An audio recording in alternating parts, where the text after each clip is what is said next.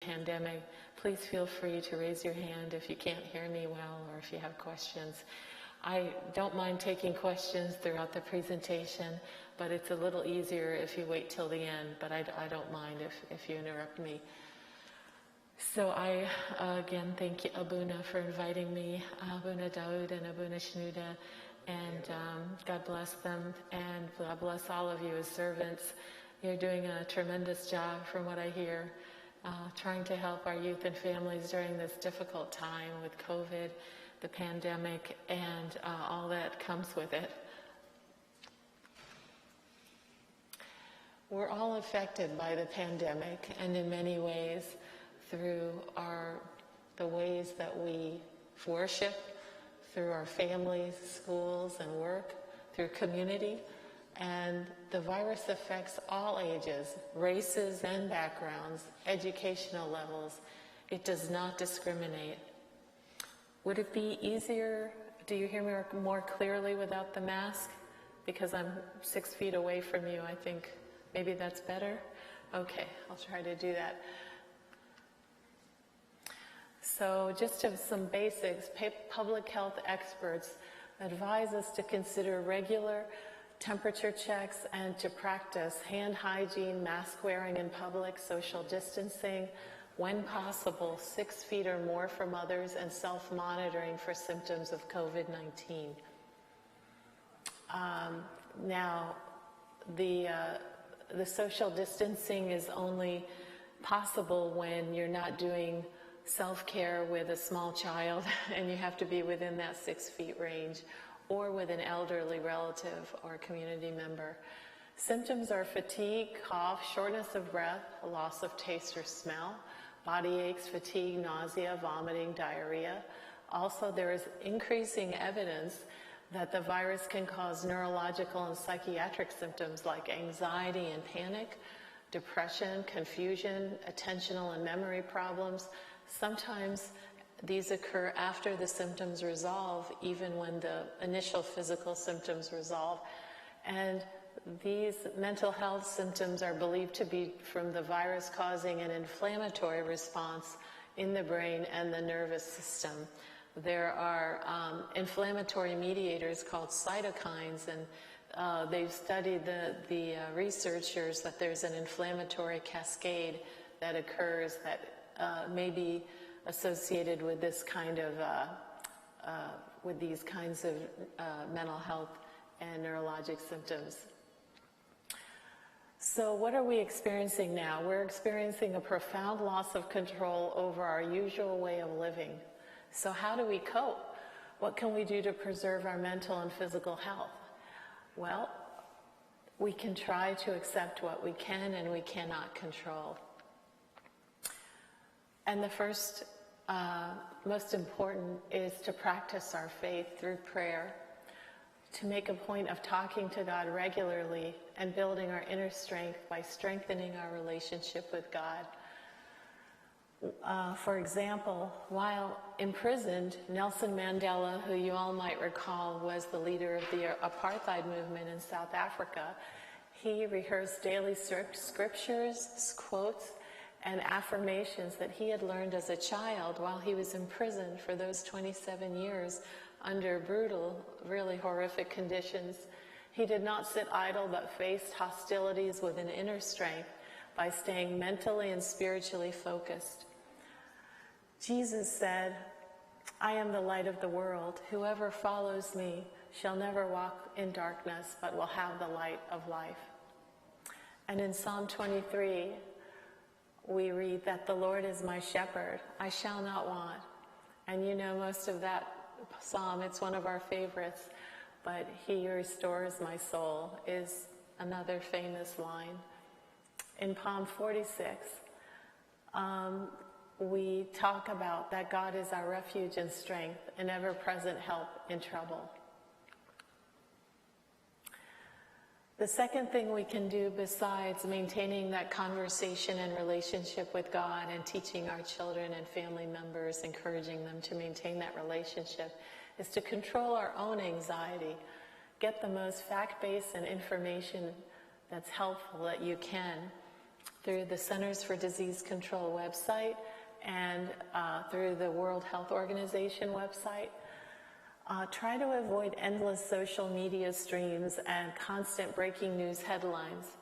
I know within my own family, my daughter and my husband have stated that they are overwhelmed with the repeated breaking news about the pandemic, and it's not that we shouldn't listen to it, but we want to minimize it, especially if there are young children or older adults or at-risk individuals. We want to talk with or people who have mental health issues that may be vulnerable to such a bombarding of information, of negative information. We want to talk with supports that support you, your family, friends, and with our spiritual leaders like Abuna Shenouda and Abuna Daoud, and our deacons, and our servants in the school, in the church. We want to take care of our physical health, get a good amount of sleep, and exercise, and use other ways to reduce anxiety, such as meditation, prayer, yoga, listening to music or hymns, watching a TV show without a lot of disturbing or violent scenes. And I just want to go back and say that a lot of the TV shows are often opinionated shows rather than always factual shows. So you have to use your judgment if there's too much opinionated shows which say a lot of negative things about our political leaders or negative things about our healthcare providers or about others. We need to use our judgment and take that with a grain of salt. We have to promote healthy habits in ourselves. Of course, our public health experts promote hand hygiene, mask wearing, social distancing, wiping down community-used surfaces like doorknobs, kitchen counters, bathrooms, elevator buttons, sometimes computers like mouse pads are commonly used computers.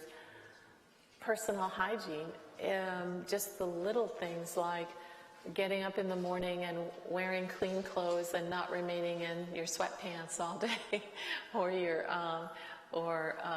clothes that are not necessarily haven't been washed the last day. Making your bed, just those little things to get you back in the routine. Healthy nutrition and hydration. Choosing water over a lot of soda. We still drink soda in our family, but we try to make it rare, like as a treat, rather than as a regular thing we buy. And observing a balanced diet, making sure you get 1/3 fruits and vegetables, 1/3 carbohydrates, 1/3 fats, and protein. Physical activities. They don't have to be, going to the gym, but just things like chores, exercise, walking, stretching, especially for people my age. I'd rather not get on the treadmill. I'd rather, walk around the block or just walk even in the house. If I'm actually at the age where I'm considered an older adult at risk, so sometimes I just walk in the house. And daily physical movement, anything that promotes that is good. Then seeking and appreciating humor. We all know the power of humor. We all know that if we watch a comedy movie or a film that makes us giggle, or send a meme or an email to our close family or friends, and it just it causes us to smile, to giggle, and that's so important these days at times of overwhelming stress on all facets of our society. It's very important to try to find what tickles your funny bone. Now the next item is very important, and it's connecting with others. We have to reach out for relationships or fellowship to boost our mood and avoid sadness, to minimize anxiety, and to minimize feelings of isolation. phone calls, FaceTime, WhatsApp, social media check-ins with individuals that are important to us, is individuals that we hold dear.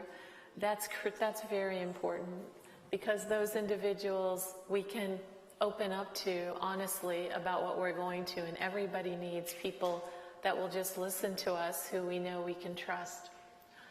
Knowing that you're not alone is a benefit of connecting with others to minimize that feeling of isolation. Sharing an inspirational or funny meme or GIF, we just talked about the importance of humor. Sometimes I get these joke emails or texts from my friends, and those little things, they do make a difference. As long as they're not disrespectful, they brighten my day, and I'm sure some of you have experienced that. The next thing we can do is trying to develop a conscious awareness of what we're grateful for. To make it a daily goal, either while praying or going about your day, to make a gratitude list or journal and add to it daily. So that's something I'm trying to get a little bit better at, but when we pray at night with my daughter and husband, we try to remember what we're grateful for most of the time. We don't always succeed, but we are really trying these days especially. We want to consider getting creative, and it can be simple. Things like Legos sets with the kids, adult coloring books, like those manga coloring books, or cooking, trying new dishes out, even simple meals, and involving your family members in them. Planning to help others using your strengths and skills. There's so many creative ways I've heard of people being inspired by the coronavirus pandemic, and that's actually an advantage. It's not only helping us grow closer with our own families and church members, but also with people in the community, to come up with new ideas of doing things and new maybe ways to help others that we never thought of before. So it's not, there are some good, there's a silver lining with this pandemic in many ways. We want to try to forgive, to not hold on to resentments that we have from other people, because that's the negative energy that will bring us down and exacerbate any difficulties we're having emotionally or otherwise. We want to learn from our difficulties. What can I do better next time that I can control? We want to adjust our expectations. We want to be kind to yourself and not only to others. For example, self-care is important. For example, maintaining those healthy habits we talked about earlier, nurturing yourself emotionally or physically, even if it's only 5 minutes in the morning before the kids or your grandparents, the older adults in the home awaken, or even if it's in the middle of the day or end of the day, trying to find a few minutes just to be with yourself and pray and meditate, or do an activity that brings you joy and relaxation. We want to pick our battles. We want to let go of the little things. We want to give ourselves time more to get tasks done, because we recognize that when we're under stress, we don't have time to normally complete tasks as fast as we would have before we were under the stress of the pandemic. We want to adjust our expectations about our child's school performance based on their emotional ability to cope. A child's brain works better when the child learns how to control their emotions. If they're overwhelmed with their feelings, they might not be able to retain new information or concepts. So we want to, give them a little bit of patience and leeway with their grades, with their homework. We should still encourage them to turn in their homework, but we want, to not make sure, to make sure we have a proportionate response if they don't turn in their homework. Especially these days, we might even want to be a little bit more flexible. We want to keep in mind that COVID will likely last for many months and possibly longer. We just don't know, do we?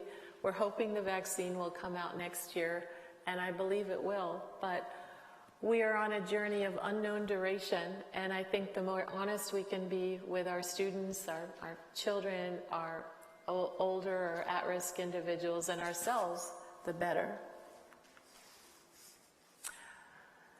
Now, points to emphasize when talking to children.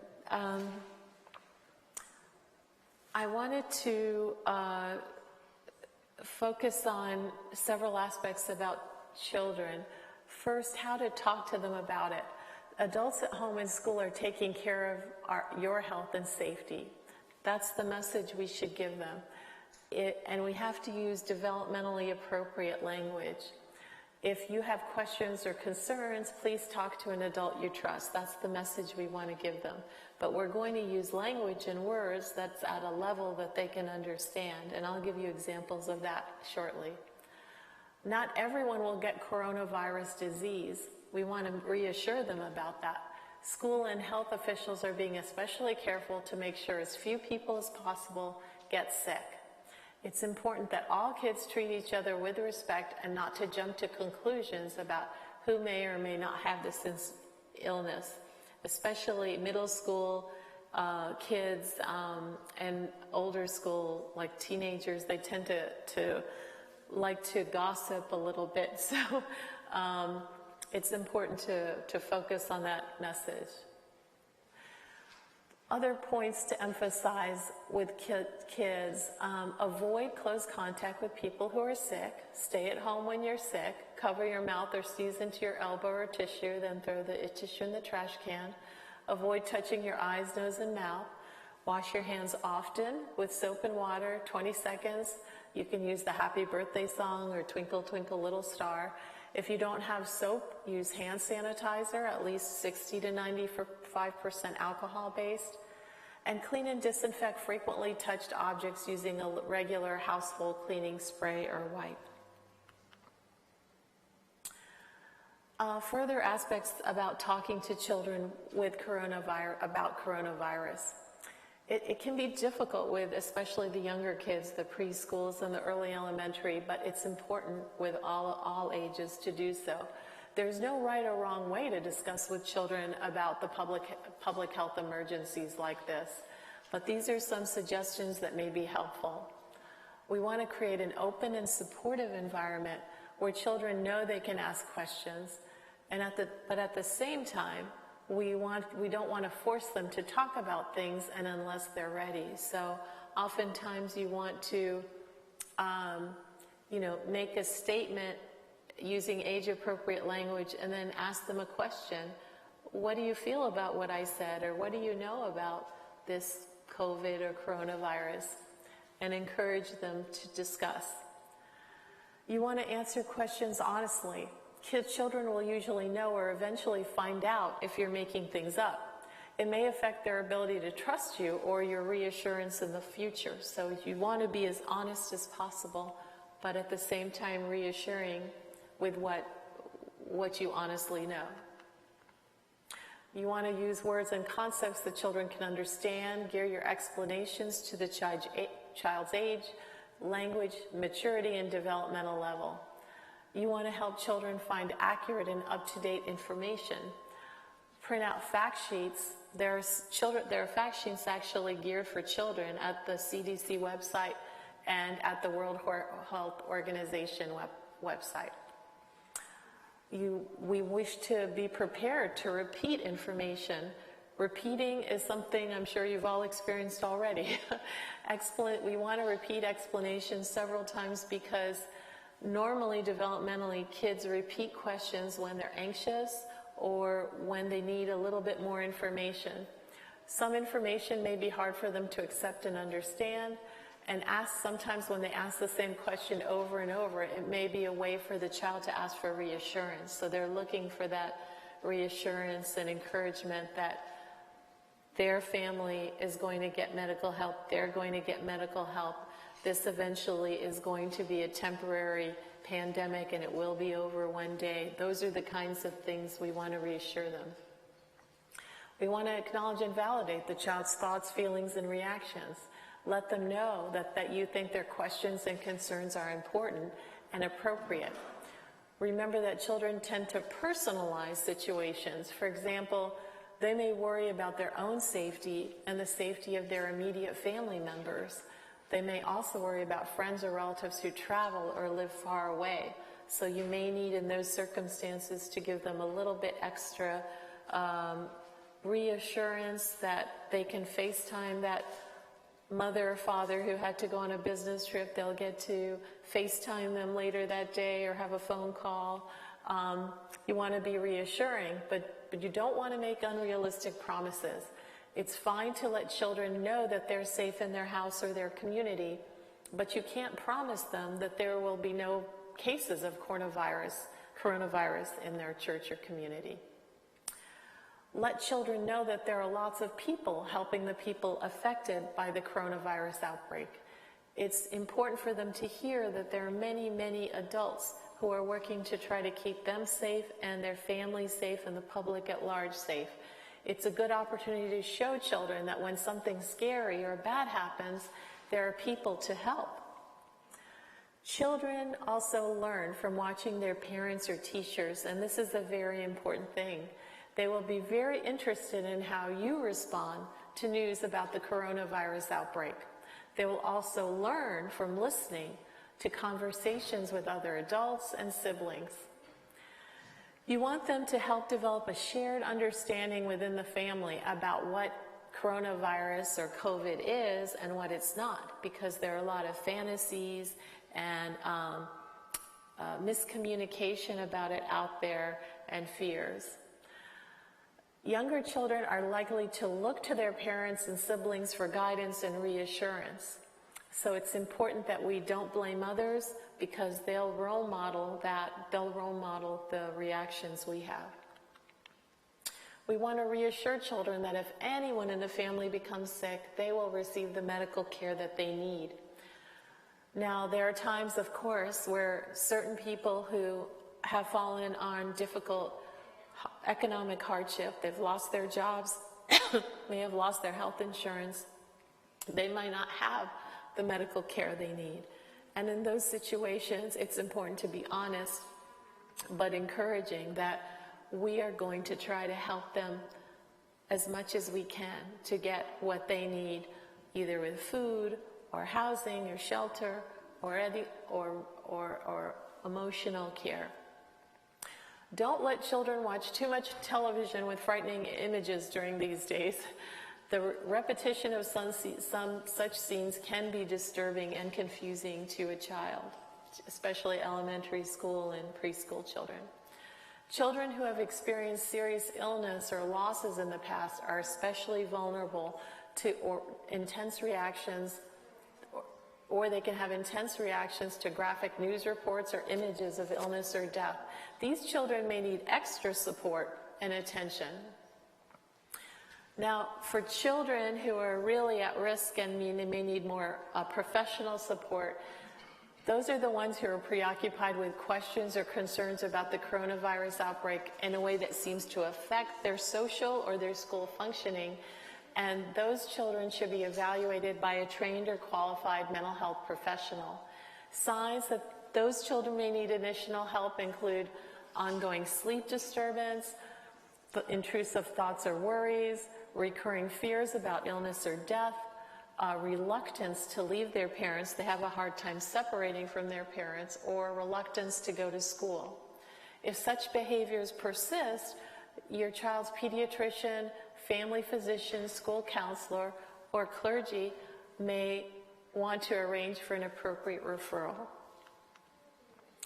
And although parents and teachers may follow the news and daily updates with interest and attention, most children just want to be children, right?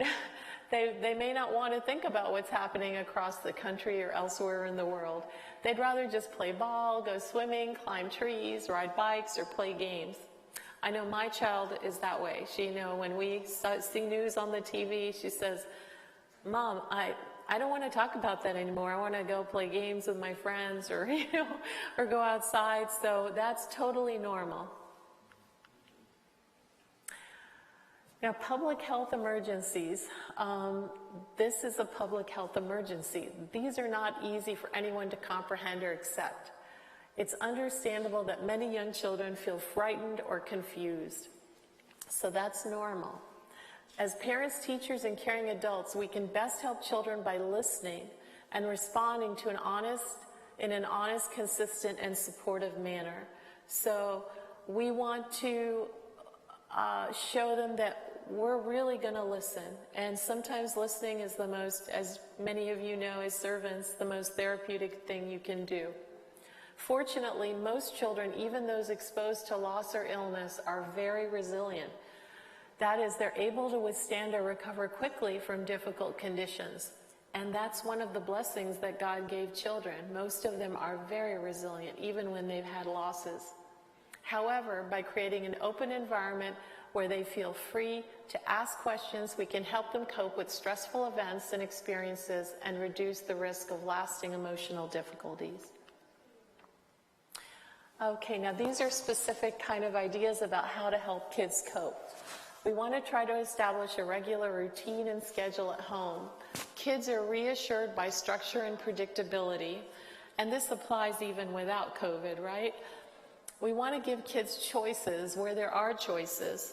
We want kids always feel more empowered and that they're being valuable to the family if they're given choices about lots of things, what chores they want to do, how they want to express their questions that they prefer. Some of them don't want to talk to you voice to voice. They might want to email you or text you their questions. Help kids keep in touch with friends and family by phone, email, FaceTime, Zoom, Skype, WhatsApp. That helps them maintain that family connection that's so therapeutic. If kids have questions about COVID-19 or about why they're doing virtual schools or sheltering in place, answer them honestly, using words and concepts they can understand. And I'm going to give you some examples about that in a few minutes. Try to use stories and pictures for younger children. These are very helpful because younger children are more visual learners. They're the parts of their brain that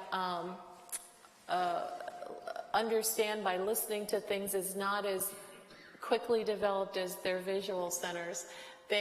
These reenactments can also demonstrate the precautions needed to protect at-risk individuals, such as older adults. You can ask them to draw a picture of their grandparents and of their family, and then, you can instruct them to draw pictures or about how they would protect their families, both at home and otherwise. You can create games or sing songs that promote healthy hygiene habits around the household, in school, and in the community or church. And there's some examples of that on the web and on lots of different sites if you want information about that through there are many centers that treat websites for traumatized kids, and for the American Academy of Child and Adolescent Psychiatry has a lot of resources that are open to the public. You just go on their webpage. It's aacapacap.org, and it has lots of different good resources. You can help children find accurate and up-to-date information with fact sheets. I've mentioned that before, from the Centers for Disease Control, the World Health Organization, or the local public health department, or maybe even from our Sunday school teachers here and our abunas. But don't let children watch too much television with frightening images. I said that before, but for elementary and preschool children, and even for some middle school children, I would try to avoid that. Not that they can't watch the Avengers or something like that, but just try to be aware of their maturity level as well as their age, and have a conversation with them after that and find out what their reactions were to watching that kind of media. Make sure kids stay physically active. This is very important. If you're in a rural area, take a walk outside, observing social distancing guidelines. But if you're in a more city urban area, you can help your child maintain a regular in-home exercise routine. Let kids participate in menu planning and meal preparation. Try or cook or bake something new. Treats are fine in moderation. I know we've been baking more and cooking more since we've been, home from school, since school ended. My daughter is starting school next week, but as many of you know, I don't know how many of you have the option of going to school, the brick and mortar school versus online, but can you raise your hands? How many of you have kids or know kids that are just only doing online learning? Okay, so it's a good number. So, but it seems like there's a good number of kids that are going back to school, and they're going to have anxieties about that, and so are their parents. So we can definitely talk about that too. Be flexible and be patient. This is one of the most important points. Virtual learning and sheltering in place at home may seem fun for the first few days, but the novelty quickly wears off. Your kids may not always feel like talking or doing what you're doing. And even when they're not home, if they're going to school and coming back home, you still have to be flexible and patient because there's so many different expectations they now have. Like my child is going to be having to go through and sign on an app every morning. I'm going to be having to register her temperature and go through screening questions. And if her school doesn't get the email, she's not going to get an email saying she has a safety passport to enter the school building. And who knows also what they're going to be exposed to at school. Already the school is telling my daughter, you have to bring a few rolls of paper towels because you're going to be expected to wipe your desk after each class to get it ready for the next class. They're going to be asking them not to sit close together outside and having social distancing in the classroom. And those are all stressful for kids because they want to, they want to socialize, they want to hang with their friends. And you want to be honest, acknowledge that this is a difficult time for everyone, and mom and dad or me as an adult who cares about you, we're struggling too, but you know what? We're going to be okay because God loves us, and we have a community of people who love us, whether it's our church community or our family or neighbors, friends. We want to give kids space. Everyone needs some private downtime, especially middle schoolers and teenagers. As you know, most of you who are older parents like me, you're going to need to give the kids a little bit of time in their rooms sometimes. They're not always going to want to spend time with the family. This is especially true these days because they're under a little bit more stress. Just the novelty of if some of them are doing just online learning or more online learning or going through the school day and experiencing more stresses, they need our understanding that they may need to just not see mom and dad after dinner, but try to have at least 1 or 2 meals where you spend some time as a family. And then let little things go. Try not to overreact when things break or take too long or don't go as expected. None of us are perfect, right? But these days, even more things are going to go wrong. We want to make future plans with them, and that's kind of the optimistic tone that will reassure them that things are going to be over eventually with this, at least the worst will be over. We want to discuss, although we don't know how long the pandemic will last, it will be temporary. Talk about it and research things to do and places to go to that you can look forward to as family or friends after the pandemic ends or as a church community. Now there is developmentally appropriate language for each age group of children and teens, which is important to explain what coronavirus is, explain how we protect ourselves, explain how we protect people who are at risk. And I actually brought a handout, which I didn't make a slide about, and I can make a copy or email any one of you. But I wanted to read some examples for you of this kind of language.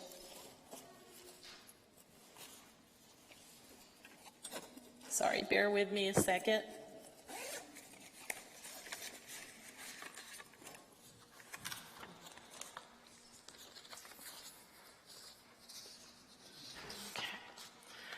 So for a preschooler, some examples about explaining what coronavirus is coronavirus is a new germ. Germs can spread from one person to another and make us sick.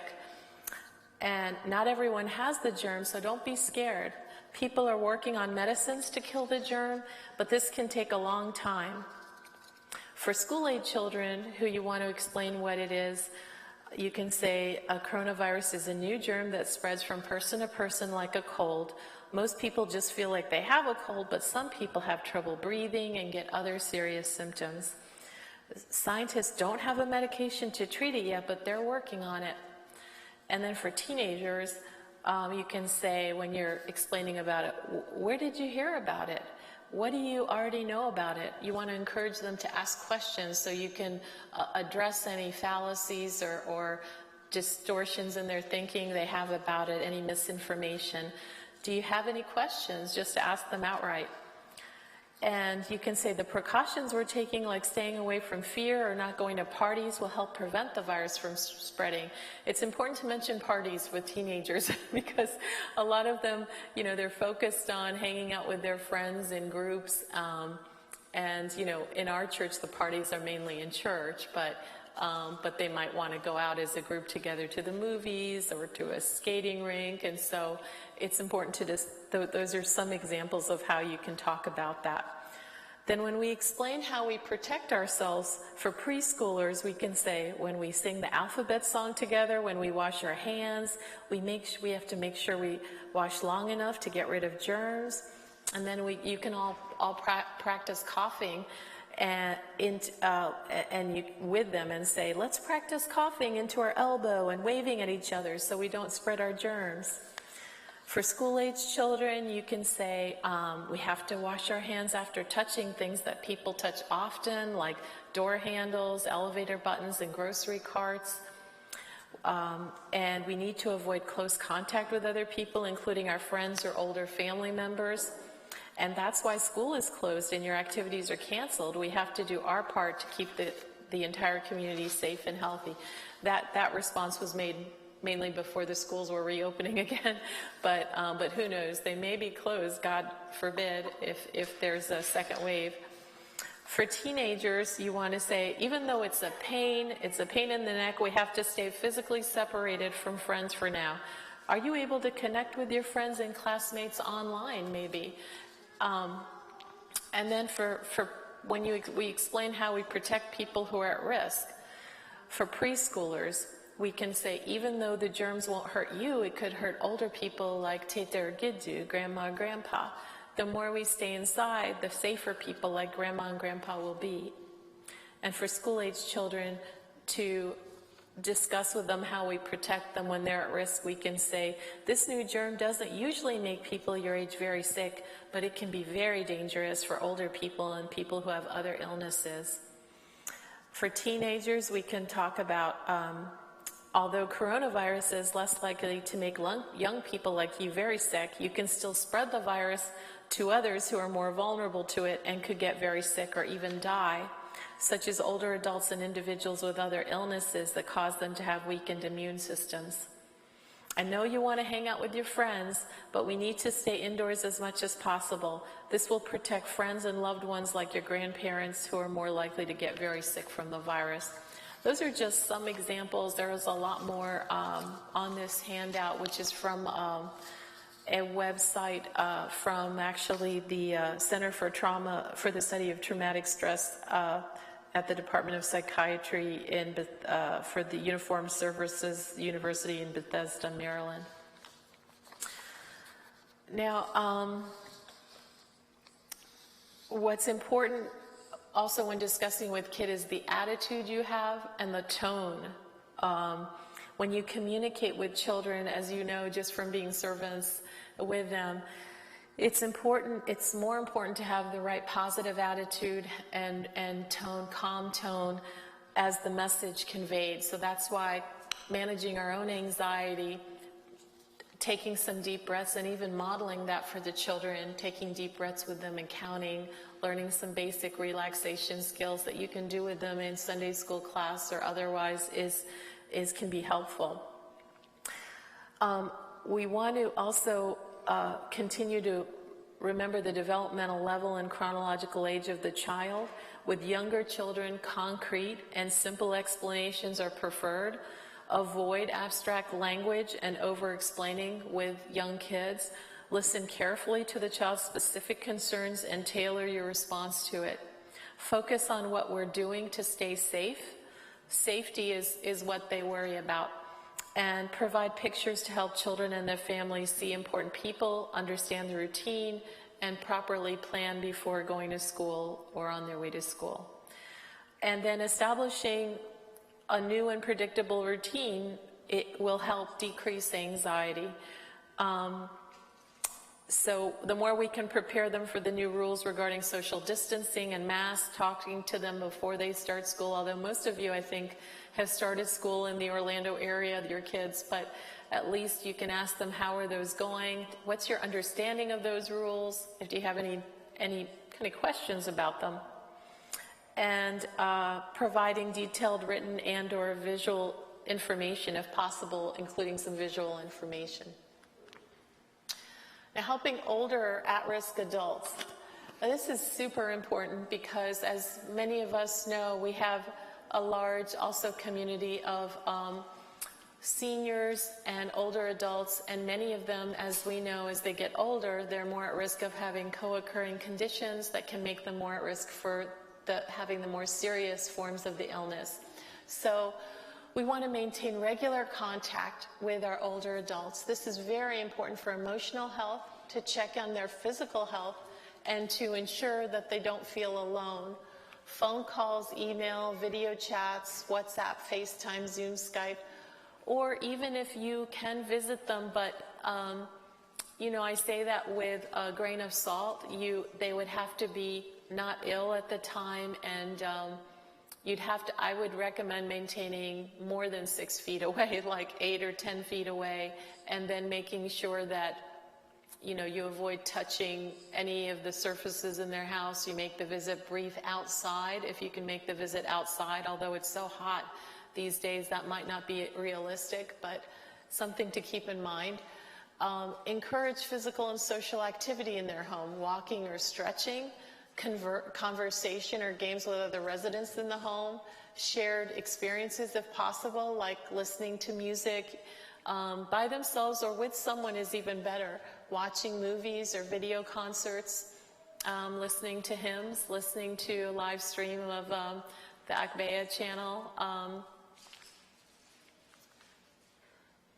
And so we have to remember we're all in this together and that God is with us.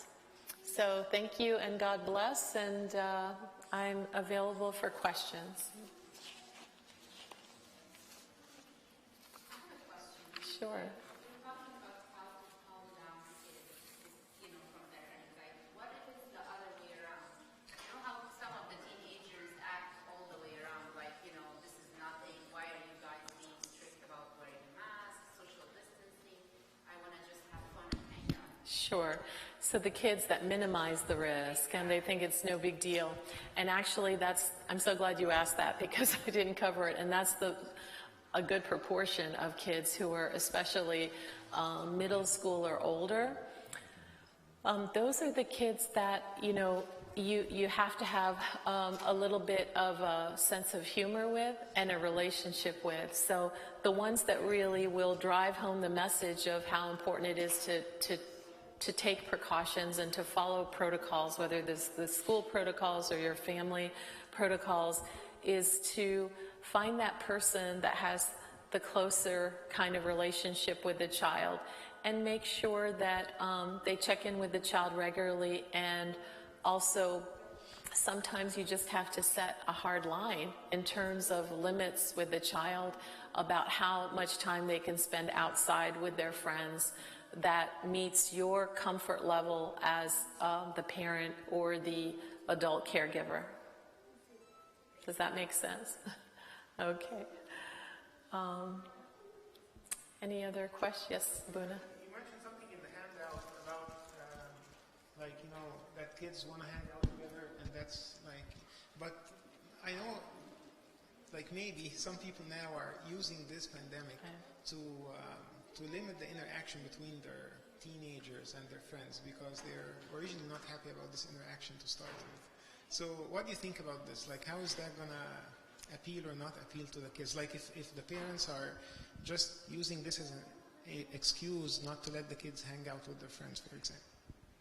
You mean people are using this, Like parents, not using this to keep kids from socializing with their friends because they don't agree with the friends? Okay. Yeah, I mean, parents are always going to find excuses, right? but how is that Right. going to affect the kids? Like, How does that affect the kids? yeah. Well, of course, I think we have to be honest with parents when you suspect that. You have to challenge that a little bit, confront it in a gentle way. You have to say, you know, I don't think it's maybe your fear about COVID that's causing you to object to hanging out with Susie or Mark. I think you're worried about maybe who they're hanging out with, or that they're not doing enough homework, or so let's talk about that instead, and use that, you know, and you know, again, it's the tone of voice you use when you gently confront, as you're experts in. You know, you do that every day, but there's some parents that are still very kind of, you know, I want to be respectful. They have very strong beliefs, you know, and so what we need to do is try to work within the framework of the way they were brought up or their value system, but also through your relationship with them, trying to help them see another perspective. And it's what we call in the mental health world planting seeds. You know, you plant seeds, and hopefully, you know, you also give them real world examples. The more that you can incorporate stories and metaphorical kind of descriptions, the more that people, they remember stories more than they remember me lecturing them. You know, they want examples. They want to know, well, how you know, what should I say? How should I do it? And so tone of voice, having that discussion with them only if you have that relationship where trust has sort of been built. And trust is very important, even with the question you were asking earlier. It has to be that kind of conversation, and those limits that are set have to be with someone who they love and trust, even though they may have conflict. You know, I know, you know, that they'll come back to you and eventually talk once they're calm after they first explode, or, you know, both the adult and the child. Thank you. Sure.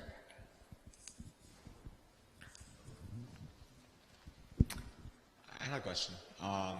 So you mentioned earlier when we were talking about how stress can make teenagers spend more time in their rooms alone, away from their families. Sorry, could you lift your mask up just a I little? could do that. Okay. So you were talking earlier about how teenagers might seclude by themselves and stay in the rooms, maybe sometimes spend time on their social media. Right. And my kids are very little, first of all, but I serve a lot of youth. I serve a lot of like middle schoolers and high schoolers through scouting. I'm one of the servants and scouts here. So my question is, like, how much is too much for exposure? Because again, like, they're gonna get exposed in society anyway, so we should kind of allow them to get exposed and explain to them through scripture how to think like we should think, not like the world's trying to make us think, like influence us. Right. But I guess my question is, how much is too much, and what age group should we start allowing this level of exposure? Is middle school too young, or is it appropriate? Is elementary school the right age? I'm not sure at what level should we start allowing them to get exposed, and then how much exposure so they don't eventually go crazy like the world does. Social media itself. Right. Yeah, it really is an individual thing. It depends on the maturity level of the child as well as their developmental level. So, you know, the parents and adult caregivers or priests, clergy, Sunday school teachers, they're the ones that know that the best. So it's important as servants to Also, try to develop a relationship with children that you feel are asking those types of questions, so that you kind of collaborate and inform each other about whether you think that child is ready. Like most, I mean, as a guideline, most psychologists and psychiatrists that I work with, I'm a child psychiatrist primarily, but we usually recommend middle school to begin kind of social media introduction, but limit it. And it's really not only the number of sites, it's the type of sites, and it's the number of time, how many hours a day they spend, and it really depends on the child. But what you want to do is, just like everything in life, you want to have balance and moderation. You know, you don't want, and it's different, because for a child who is more withdrawn and more anxious, you don't want to encourage more hours of social media. You want to encourage less hours of social media and encourage more social opportunities for them to learn how to socialize, how to solve social problems, how to feel more confident about themselves socially. And so in other words, it depends. But you know, it's not, I mean, there are some parents at my child's school who haven't allowed, my child's going into 8th grade, and we did allow her social media for the first time last summer, slowly introducing her, much to her dismay. Just to one site, we let her have a cell phone first, and then we let her have TikTok just the last few months. But, you know, those are risky areas. We did like a family electronics contract. I don't know if you've heard of them, but they're on the internet. Basically, you know, we had her sign, and when we signed, that we're mutually responsible for making sure that her use of it is appropriate, and that and that she agrees to what we decided in a family meeting was going to be the number of hours that we felt she was ready for, and that if she showed some responsibility and compliance and making good decisions and doing her homework and getting good grades, she may have, you know, we may be able to expand upon that at, you know, a year later or half of a year later. But you know, it really depends. And the other thing we do is we make sure she uses social media in a common room where we can observe her. We don't let her take her computer to her bedroom. She uses it in we have a great room that's a family room and a kitchen and a little dinette area, and we make her use it there so we can always monitor it. And it's not that we don't trust her, but it's that, as you know, as an adult, they can be exposed, you know, they can Google a word and all sorts of terrible images or inappropriate sites can come up. So we want to be able to quickly be there to guide her if she's upset or if she's questioning something. So that's what I would advise. But earlier you said they could go to the rooms and go on their social media. So should we stop that? Like, because for example, I have a kid in middle school. He has a very tough situation at home, and his mom was complaining to us as servants that this child, you know, goes to the room for hours and hours and hours on their phones. Right. And she doesn't know what. On her phone or on her yeah, on her phone. We don't know what this child is being exposed to during that time. So, you know, that's the situation. So, so you're saying it has to be in common space. It's not like in the rooms, like no social media, no computers, no phones in the rooms, right? Is what you're saying? It's not an absolute, it's just a guideline. And because when you're dealing with children, all human beings, you know, there's no absolute. Everybody's a little different. And also every parent and what their comfort level is different. I mean, we have our church that provides us with the values and the faith and that serves as the bedrock of our lives. But you know, we also recognize that there are people within our church that have been raised differently and that have gone through difficult experiences, very either trauma or socioeconomic hardship or or recent stressors. They've lost their jobs. And so I don't know what this child's situation is, but if you said she's going through a lot of hardship at home, you know, if the parents are under tremendous interpersonal stress, they're fighting, or they're not getting along, you know, the child is maybe wanting to escape and retreat in that, but trying to offer that child other avenues to escape and retreat besides just electronics or social media would be helpful as a servant. And that means kind of, you know, finding, you know, I know I've been hearing wonderful things about your church. We have a smaller church in Melbourne, Archangel Michael Orthodox Church with Abuna Raphael, but we don't have as many. I hear that you have many great things going on for the children, and wonderful, you know, nights where, you know, you try to get the youth together and trying to encourage and tempt them to come, and not, another thing too is not offering absolute blanket prohibitions on anything, because that just pushes them away from you. You don't want to alienate them. You want them to feel like they're part of that loving family, even if they don't feel totally comfortable coming to church all the time, or wanting to leave their bedroom where they're on their computer or phone all the time. You want them to develop an alternate source of social and family support than they're finding through their social media or other apps. And that's important because a lot of studies support that kids these days just do not have the social skills that we had growing up in my generation, because we didn't have all these electronics. So I'm not saying that social media is bad. I enjoy it myself, but I think we have to realize its limitations. That's what I'm trying to say. And I'm sure the younger people over there are saying, what is she talking about? Right? But are you okay? Okay. Any other questions?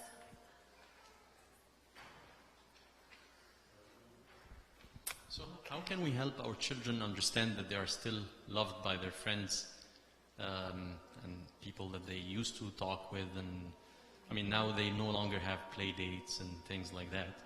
They no longer have the same play dates that they used to have. That's a great question. So how do you ensure that they don't? So that's a great question, George.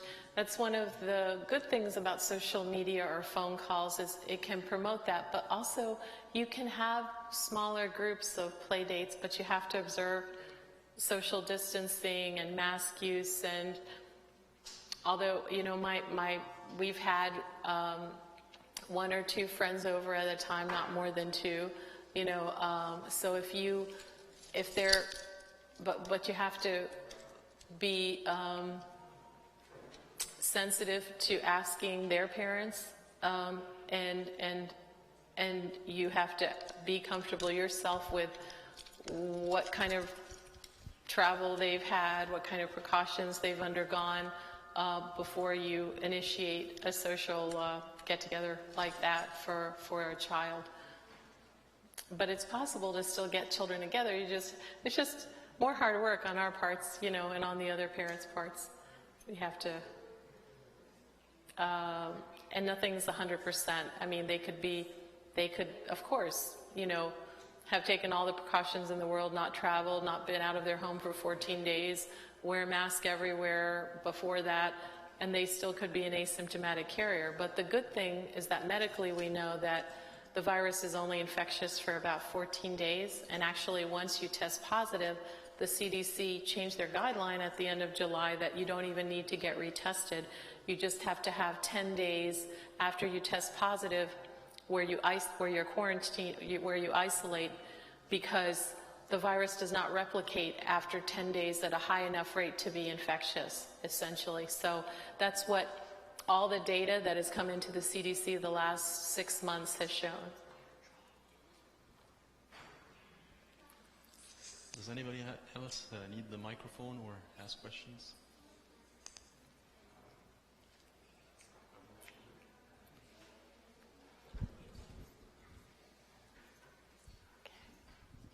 Thank you, Dr. Manel, for You're coming. welcome, And, Dr. thank Manel.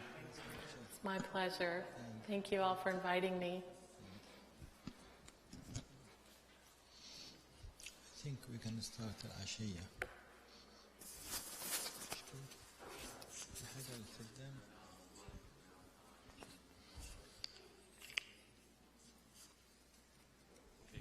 It's actually great yani, to see some of you in the servants meeting. We haven't been able to meet for some time. So actually, if you remember, we mentioned that we're going to start yani, Sunday school officially at the time of Nairuz. But actually, we're going to postpone it by 1 week. The reason is that this coming week is Labor Weekend. I know many people are not going to be around. The week after, we want to do the distribution of the classes. So on Saturday, the 12th, yeah, there's going to be a mandatory meeting for all the servants so that we can do the distribution of the classes. And actually, we also want to set some rules for the service so that we can start on a clean slate. Yeah, just to make sure everybody knows what the expectations are and so on. So that meeting is going to be on the 12th, Saturday the 12th. And then after the following week, we're going to start the service. I'm going to announce that on the group just to make sure everybody knows, but just thought I should mention this as well. And yani, hopefully we can have a very good start and a good start together. We'll try to follow all the rules for safety.